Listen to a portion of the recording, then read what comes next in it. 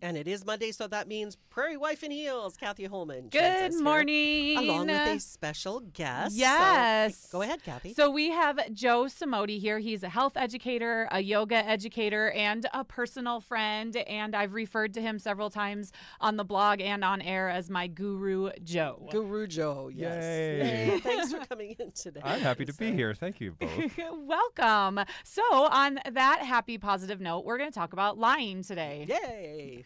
I'm not ready. That's a lie. Oh, no, that's a lie. That's a lie. We have pages of notes that to the contrary. Okay, so we thought it would be fun. Nick, are you with us? I'm here. And Frank, are you with us? That's a lie.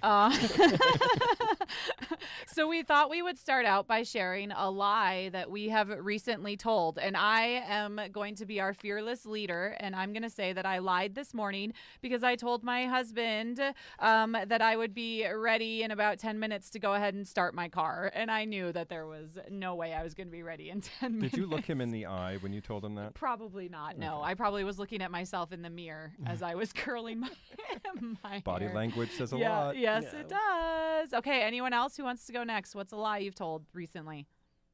Dead. I think a common lie that Fair. I tell is that I tell people I feel good when I don't. Oh, Okay. so someone's So like, how are you doing? Susan asked me how I am. How are you, Joe? I said, I feel great. Yeah. And then it's like deep down, I'm like, ugh. Oh, I would that's have a to good say one. that would be my lie this morning, is telling people that I'm fine. I'm fine. I'm suffering. I've got a cold. So why And I don't you feel tell like- the truth, And I Susan? feel like crap. Because no one wants to 'Cause hear no one that, wants to right? hear Or that. you think no one wants to hear Well, that. Now, I've that is a mentioned- perception. Is I've it true, though? mentioned it a couple of times. Did What? you hear that? That's That's a perception. That people don't want to hear it? Yeah. Yeah. Maybe they want to help you. I didn't mind. You did tell me True, the truth, true. and I feel like I was compassionate, and I wanted to know because now I know, okay, she might not be talking as much on air, which means I won't read into it and think you didn't like the topic and the spiral of shame. We're that- getting too deep too early here. sorry, There sorry, you go. sorry. Frank, a lie that you've no, you don't lie. Frank said he doesn't lie. No, Yeah. that's a lie. Susan would know. I don't know. And we're that good. That's a good start right there, Nick. I lied earlier when I said I thought Wyoming had a chance of sneaking into a bowl game this year. Oh, you should keep lying because that makes me sad to think we won't make it into a bowl game. Sorry. Oh, well, thank you for your I mean, honesty. that's a lie too, but yeah. So let's move to some statistics here that I thought was humorous. Like I thought it was pretty funny. I thought they were kind of astounding and a little scary. Yeah, so- right. Okay, so let's go jump to where most lies are seen. 40% of people lie on their resumes. Okay. 90% on dating sites. Take a deep breath, everybody. Is anybody surprised by that, though? I No, mean, but it's hilarious. It is hilarious. 90%. That means like what if I was doing a dating profile, if I lied for like is that 90% of the people on it or 90% of the dating profile is a lie? I'm going to say it probably means 90% of the people. Joe, I'm looking at you. I didn't find this. I only found the statistic. I didn't do the research. dun, but dun, dun. Well, But I'm kind of amazed at this 40% of people lie on their resumes. Like people aren't going to check it out and find out. So is it right? these are probably white lies still, exaggerations. White lies. Yeah. Oh, yeah, can like we delve team into that player later too? or, Yeah, oh, you we'll be know, delving positive into that. Team player, attitude yeah. and things like that. But Yeah. it's interesting Team that player. it's more common. It's easier to lie when you're not face to face. So Oh, that's true. when you're looking at a resume or looking at a dating site, you're not actually looking at another person. So it's far easier just to exaggerate the truth. Frank was talking about that earlier. About the internet being one big lie. Yep. Yeah. Yeah. And that's true. It is much easier. That is very true. The issue with that, though, is you have to undo the lie eventually if you get to like the person on the dating site or Right. on the resume. That's a So you have really to be good point about the responsible. date. I love cats when really you're deathly allergic. And so you meet someone that you like and there you go. Where are you? Like, you know, that is true.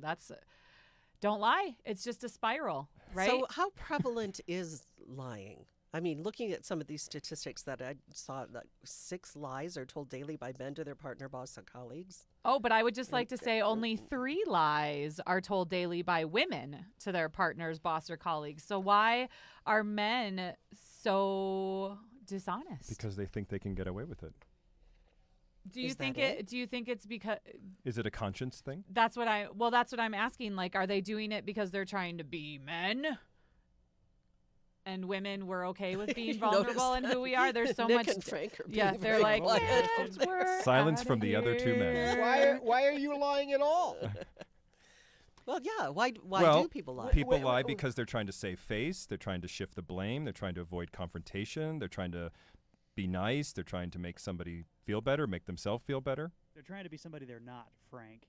And I do that every day, and that's no lie. I just wonder if your for it, I mean. listeners have anything to say about this. I know, right? This is where we wish that we had Collins, but I thought it was fascinating. So, as our regular listeners know, we always put up the topic with a question on our Facebook page, and there were no one was willing to talk about when and why they've lied, and it's a touchy subject for obvious reasons because no one wants to get busted. No one wants to talk about the fact that we lie 3 times a day if you're a woman and 6 times a day if you're a man. Well, how much of that, for either of you or any of you, how much of that is that you're cognizant of what you're doing? That it's an intentional. Yeah, I'll get right on that. Yeah, I'm going to get right on that. Yeah, that's going to happen. That you're thinking about, I'm going to lie about this. Susan, you're right on top of it because I think there's a level of disconnect between the body and the mind and just trying to move the conversation forward, get to the next thing, trying to get your life going in the right direction, and lying may help you do that. So if it's a forward momentum feeling in your psyche, then you're like, sure, I'll just lie to get through this moment and the next moment, and then eventually I get to my destination. The problem is we don't think about the residue inside our body and our mind that makes us feel heavy or makes us feel guilty or whatever those negative thoughts are. I had to lie to my parents daily for peace. Yeah, to keep the peace. peace. That kind To of gets keep to the the question peace. that I had about this. I mean, would we say that the majority of lying is actually good for society? Is it keeps the peace. I mean, if it greases the gears, in a lot of cases. I mean, if I don't know, it's one of those things that, I mean, I'm not advocating for it personally. I'm just saying that, I mean, obviously we all, I think most of us, tell a lie in one week or Well, in one and day.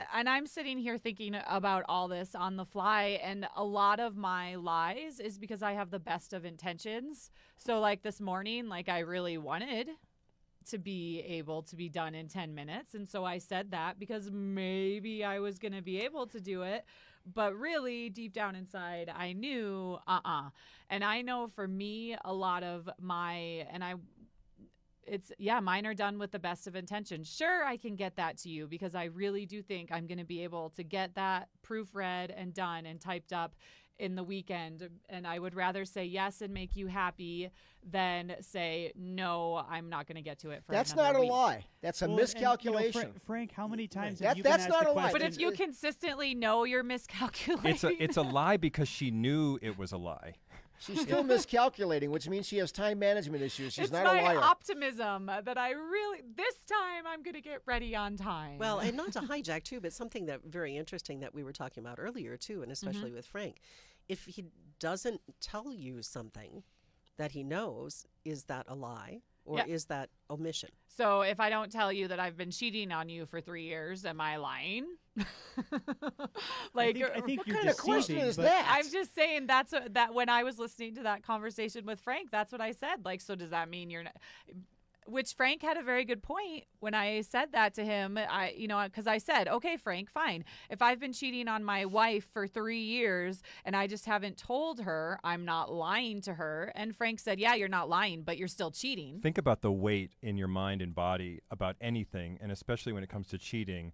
That doesn't seem like something that's light and fluffy, like a white lie, like a little white feather that's flying up in the air. It feels like a really heavy piece of like metal, log that's going to land heavy on your heart and soul. So I think part of it is we're just disconnecting what it's going to feel like in my body and my mind, and we're just like putting it forward and saying, I'm strong enough to hold this lie inside of me.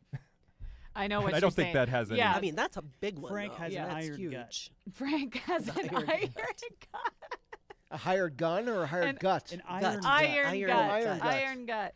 Iron gut. Because that is true. If I am trying to hide something, it is your gut.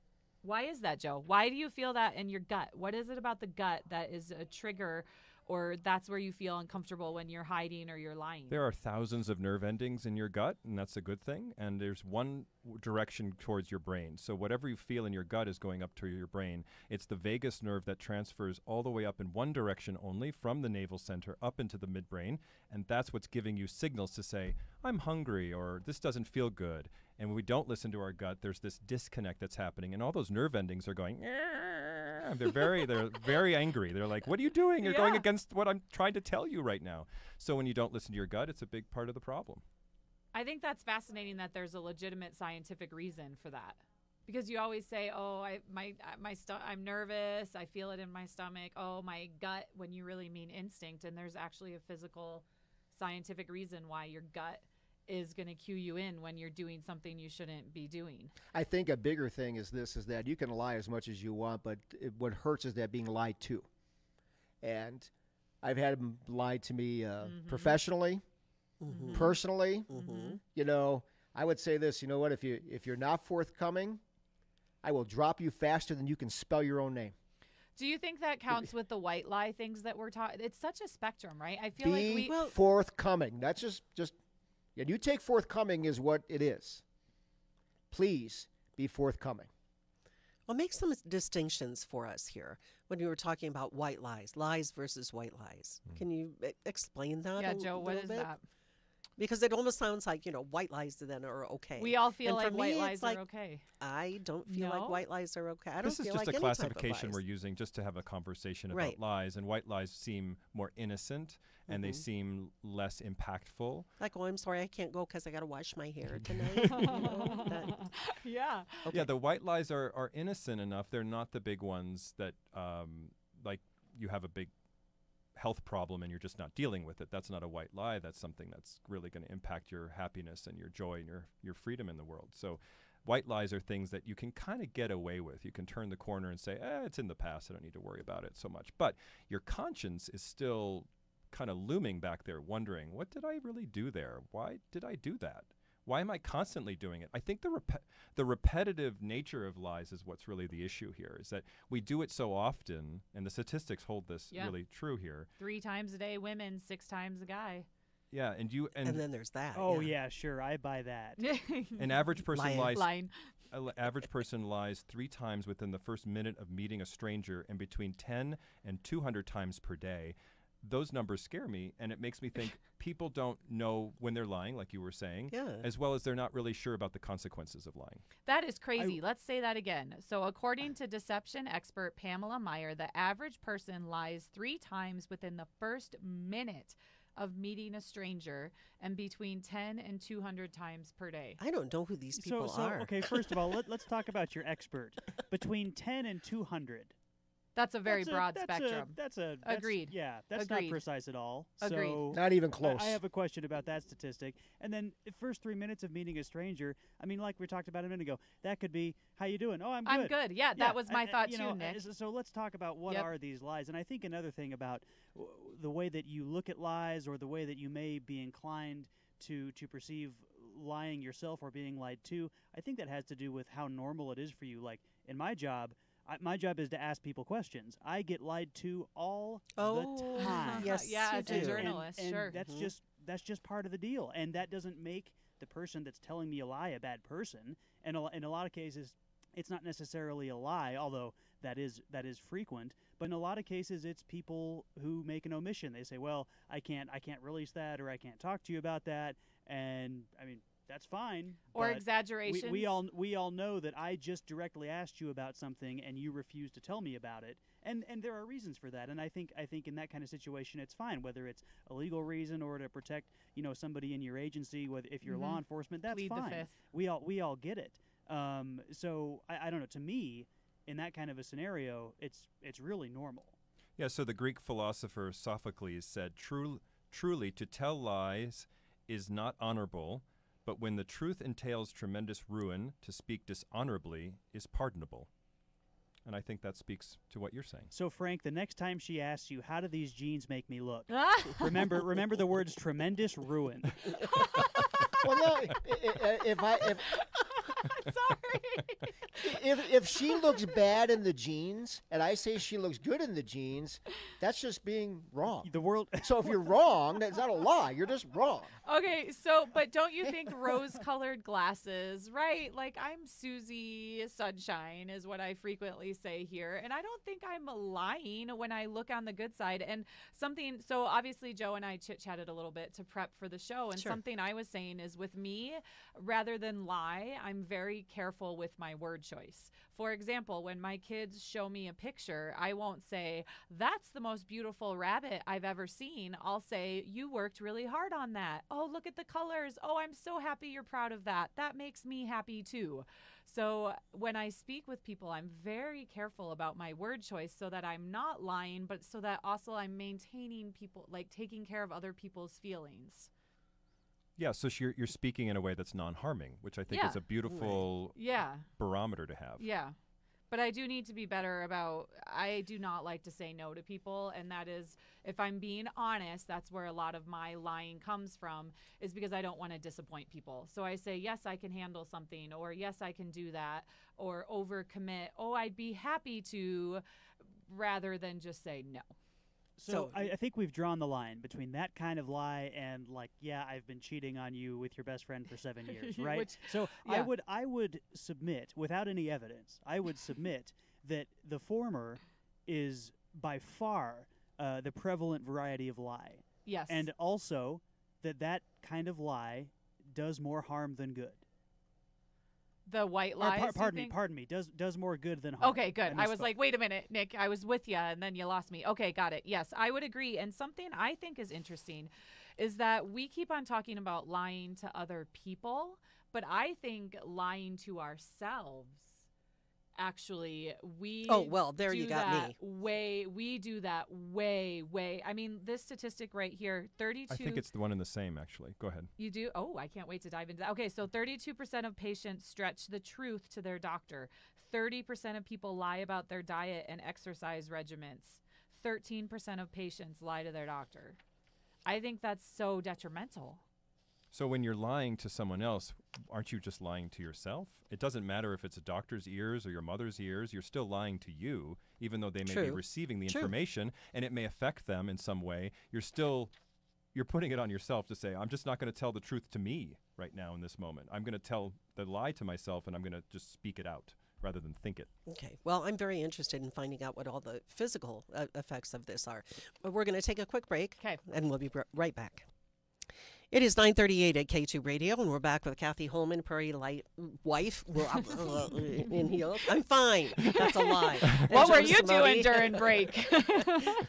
having more coffee, staring at my date. Prairie Wife in Heels and Joe Simone, Yeah, health there we go. educator, yoga educator, guru Joe extraordinaire. Thank you. So, And we've been talking about lying Mhm. and why we lie, why people lie. And really, obviously, there's going to be no one answer. Everyone's moral compass is different. What everyone thinks is okay isn't. The whole point of our conversations every week, I think, is just to get people thinking, give you a different perspective. And then, of course, we always try and give you tools. So something we wanted to make sure we touched on was what happens to you physically when you lie. So something that I think is really prevalent in our society is the people that come home and every day they have to have 1 or 2 glasses of wine or a Crown and Coke to just relax. I have to have this to relax. edge off. Yeah, to take the edge off. Oh, perfect phrase. Perfect. Yeah, to take the edge off. I have to have this. It's not a big deal that I have to have 2 glasses of wine every single night. And my question is, how did the edge get there? Ding, ding, ding. And then you have to think, oh, I created the edge somehow right. in my life. So, and but why is having the glass of wine a lie?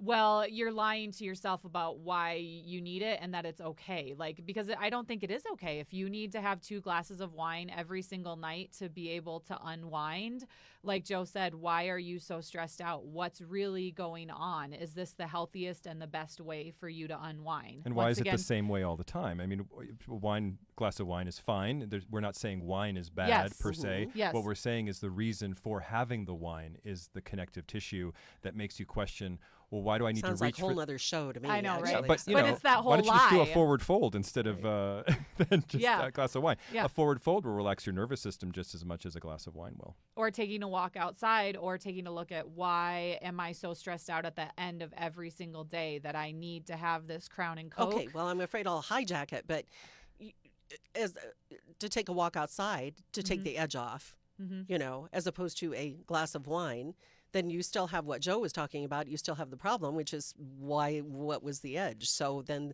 So the you walk still need to outside address it. is Yeah. as much of a lie as the glass of wine is. Well, then you need to address it still, Okay. right? While you're taking your walk, look at your day, reflect, see, Joe, this is While where you're you having jump your in. glass of wine, take Yeah. a look at your day. Oh, this anyway, is my cue. so, Okay, yeah. say Yeah, something this is your meaningful, cue. Joe. Yes, Quick. please. Quick, go. quick, fix it. I broke it. You know, the thing I really want to impress upon your listeners is to say, just be more conscious of your choices. I think joy, happiness, freedom, and fulfillment comes with the ability to know what you're doing and why you're doing it. And I think there's a huge disconnect in our society in general. I haven't done any scientific studies, but I do know through my own life and through my own practice, private practice, that people just don't know why they do what they do. And I'd have to agree with and that. I think that is at the root of lying. That's at the root of why we get confused, distracted, in our mind, and why we don't understand what our body's doing and telling us on a regular basis. The body is the answer. It tells you everything it needs to know. It is this great compass. It's great GPS. We just need to tune in and listen. Looking at yourself in the mirror while pumping weights is a beautiful thing, and getting really big muscularly is wonderful sounding, but it's not going to tell you a lot about your body. And the end result is what is not on the external, it's what is the internal, and the internal world is what's starving for your attention. So if we feed the internal world somehow, some way, with a walk, with meditation, deep breathing, something, if you feed it somehow, then it's going to come back to you and say, hey, you're listening. Good. Well, and I think the whole point of what we wanted to say is that I know for me personally, I cover up a lot of stress and tension with other habits. So for me, it's not needing to have that glass of wine. It's sitting with my phone in my face, aimlessly scrolling through Facebook for half an hour to unwind, which isn't healthy. It's not healthy. And Yes, I I'm know. lying to myself that it's relaxing me, because it's not. It's much more relaxing for me to go read my Kindle or sit down and watch an episode of Friends I know people who are or excessive exercisers. And you would say, Susan would say, oh my God, it's amazing. You've ran 4 marathons in the last month. That's great. And I go, ooh, there's a problem there. Because 4 marathons in a month, probably not so good, and there must be a really reason why you're over exercising. So when we look at people, we're just judging from the outside. We don't know what's going on the inside. And that's part of what I think we all need to be tuning into is, how does it feel in your body? And can I be more in touch with why I'm doing what I'm doing? But how do we start to pull that apart? Slow down. Mean, with the line. Okay. Slow down. I got to go now. See. Joe said it was okay. So, Susan's off the rest of Take the a week day. off, Susan. Well, you and- talk about why you do what you do. I Yeah. mean, I think Yeah. about that every day. Yeah. Why is it that I agree to have my alarm go off at 4 o'clock in the morning? Oh my every gosh, day? Susan, What do is the not quit now, pay- because I am going to be in so much trouble. What- Do what not. is the No, payback she for that? throws her headphones and Yeah, walks away. says, see ya. But I think so. I have been in a process for. Have we been working together for 2 years? No, A year and some. a year, over a year of picking up on why am I doing what I'm doing, and is there a better way I could be treating this? So, for example, I'm a major people pleaser, and I can't say no. So, why am I a people pleaser? And what are the physical symptoms? What when I'm starting to find myself do that? What is my body Well, telling me what and are the cueing me? physical symptoms So then? for me, I'm like doing it, and people that watch the video later, Shoulders forward a little bit. and I am a jaw clencher. Jaw tension. Oh my gosh, the worst. So now I can tell when I'm starting to do that, and immediately, okay, why is my body doing this? What external thing is causing it? What response am I giving someone that's causing it? And so then I stop right there and think, okay, either I need to be okay with what I'm agreeing to, saying, or doing, or I need to stop right now and Well, something even different. more overarching than just the right now physical symptoms. Fatigue. Stress causes so many physical symptoms, and I've got like a ton of them. And I would you say, know? Susan, not so much stress in the micro, but in the macro, I think is what you're saying. Is that really Yes. think about the long-term ramifications of the way I've been sitting, standing, walking, talking. Just start with those, everybody who's listening. Just figure out how you sit, how you stand, how you walk, how you talk, and you'll realize you create a lot of stress by any of those means. And I mean, I'm guilty of all of those, by the way, and I've worked for dozen or more years on trying to figure out why I act and behave in certain ways. So just start on the basics and start to figure out, well, why can't I sit up taller? Why can't I walk with a little bit more grace and ease? That helps a lot. Well, and I'm in front of my computer a lot writing for the blog, and then also here at the studio recording shows. I'm sitting all the time. In this chair all And morning. when Joe and I discussed and I learned the shoulder thing, the jaw clenching thing, I just catch myself. I'll be hunched over, and it's not even a posture thing. It's just a way I'm focused and working. And so just to open up my shoulders, sit up straighter. When I'm in the car driving, I can feel myself tensing as I'm thinking about where I'm headed to next, taking those deep belly breaths, which we could have like a huge show. I was reverse breathing, which is like instead of my stomach going out when I breathed in, it was coming in, which is like what you do when someone's like trying to kill you, the fight or flight. So I was constantly in that stress mode of breathing, and I had no idea. And what is Nick doing right now? I can tell you what Nick's doing. He's Sitting leaning here back with in his chair, my leg looking cramped at and the phone like not- this, right? Right? Scrolling through your email?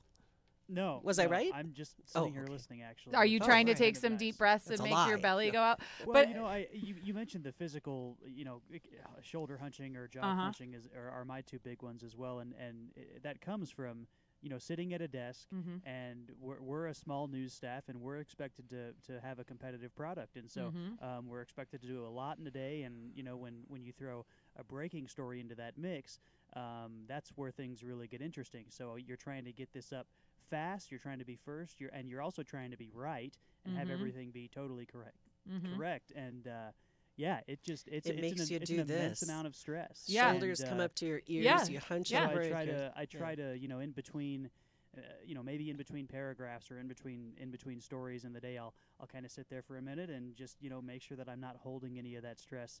And my back is another place that ends up hurting, but. Some stress is good, though. Let's be clear. I mean, it's not to say that we need to be this, relaxed, chillax kind of person all the time, but but to manage your stress and know when it's coming to a point where you need to take some time, like you're saying, breaths between paragraphs and stories. It's awesome that you're actually knowing that you need to do that. That's a huge self-awareness practice that you're doing. I hope your listeners can do something like that during the day. Certain simple stretches or just walking, shaking it off with the limbs, your arms and legs. Simple things go a long way. Well, and I think just being aware too, like he said, once you start being aware, okay, I'm a jaw clencher and my shoulders go up. As soon as I start feeling myself do that, like I said, I just stop, take a couple deep breaths, and it is seriously, not to sound all touchy-feely, but I'm okay with that. It is amazing at how just stopping and taking 3 deep breaths can help me maintain the situation better. Since I have started this, I am, not that I'm a yeller, but I was a snapper at my kids. Just wait a minute and let mom get this done before so just really, if there's one thing I would like to say, and then Joe will hit you up and you can give one last piece of advice. It's when you feel that physical stress manifesting physically, just stop and take 3 deep breaths. It takes 3 seconds, maybe 6 seconds if you take a really good deep breath, and it is amazing what it can do for your reaction It's hard to to the do those situation. sometimes, Kathy. Oh, like what you Nick have to said, train if you yourself. If Yeah. you are beating Oh, yeah. feet trying to get something done, and it's we're just all on deadlines Yeah. here. And this is not a reason. It's an excuse, not a reason, right? So it's like I've got a minute and a half. While this spot block is playing to get this ready and then get this person on the phone and all that sort of thing. So it's hard when you're in that sort of, the toboggans going down the snowy hill to be able to say, oh, I need to stop here and take a breath, because you see that deadline right in front of your eye, or I've got to get that up first, or I've got to do that. There's value in repetition, though, Susan. There's value in learning how to do your job skillfully and to do it with grace and ease, and how to sit at this console, and how to hold the space between all of these different monitors there in front of you and all the microphone levels. So you learn. This is like a dance for you every single day. So Right, you it's can a learn. kinesthetic memory. You can learn the dance, and you can do it much more gracefully every single day if you're conscious of the choices of how you move your body. And same thing with anybody who's got a repetitious job, that you kind of know the ins and outs of what you need to be doing with your body. Then you can skillfully become attuned to sitting better and walking better, whatever your job is. So I would say to your listeners, start with the physical. Start with the understanding of what is it physically I can do? How can I make my spine stronger? How can I understand my breath better? How can I use the physical nervous system, the muscles, the breath to help understand better when I'm telling a lie. There, look, aren't you happier now? When I'm telling You're a lie and smiling. what it makes you feel like, because when you do white lies or even big lies, you're going to feel it in your body for sure. So just listening, and I know there's a lot of people listening, and I am going to say guys, I'm going to make a generalization, that are rolling their eyes, but I'm not kidding you. You can, if you know my husband, you ask him if I have been better since working with Joe, and it's that right there is just, I'm not saying I don't get stressed and freak out, but I just am much more in tune before it gets to the overload, because I can feel those physical symptoms, and you just pause and Okay, breathe. we've got about 1 minute, so. Okay, Susan, do you want to finish up with anything? And then I guess No, if you want to that's a learn more, lie. no, that might be the No, truth. you You guys- just don't want to admit it. That you Well. don't want So, Joe, you can find out more about him from 2020yoga.com. There's Okay. also lots of articles and links to him on prairiewifeandheels.com. Don't forget, if you like this show, we're going to be putting it up on K2 Radio. You can share it and breathe. Breathe. All right. Thank you so much, Kathy Thanks, Holman, guys. Prairie Wife and Heels, and Joe Somebody. Thanks for joining us today. I Thank you, appreciate it. Susan. Thanks, Nick. Thanks.